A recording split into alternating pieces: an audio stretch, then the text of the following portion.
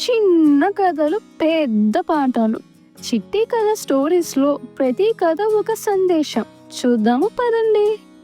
అనగనగా ఒకప్పుడు ఒక చిన్న గ్రామంలో ఒక రైతు ఉండేవాడు. అతను చాలా కష్టపడి పని చేసేవాడు, కానీ అతని జీవితం అంత సుఖముగా ఉండేదే కాదు. ఒకరోజు ఆ రైతు కోడి గూటిలోకి వెళ్ళి చూశాడు.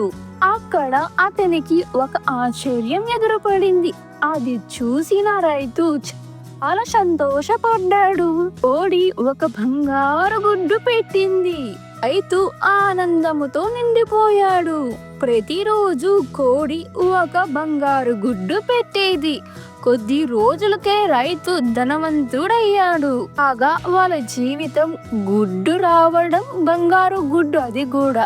సంతోషముగా ఉన్న రైతు నవ్వుతూ తన భార్యతో మరియు పిల్లలతో కలిసి తమ చిన్న ఇంటి ముందు సంబరాలు చేసుకునేవారు. ఇప్పుడు కొంచెం వాళ్ళ జీవితం పర్వాలేదని అనుకున్నాడు. కానీ రైతు బాగా లాభపడ్డాడు. కానీ ఒక రైతుకి వచ్చే తెలివితేటలు కలవి.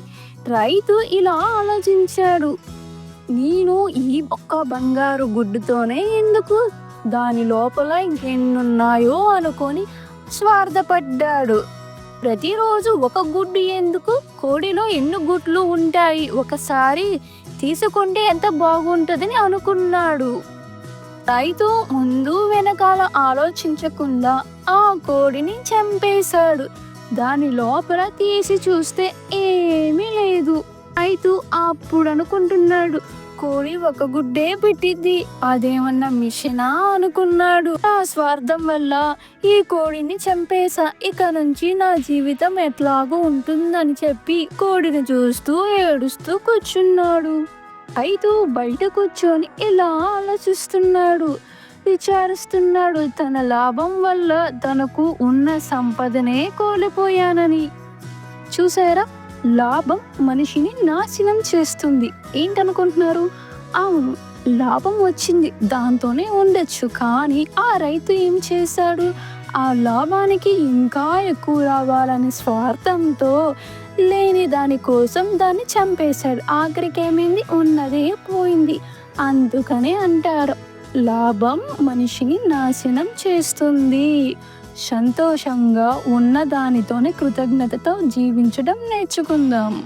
మీకు ఇలాంటి మంచి కథలు కావాలంటే లైక్, షేర్, సబ్స్క్రైబ్ కూడా చేయండి. అలాగే ఫాలో చేయండి. ఏంటిది? మన చిట్టి కథలు స్టోరీస్ని. Thank you.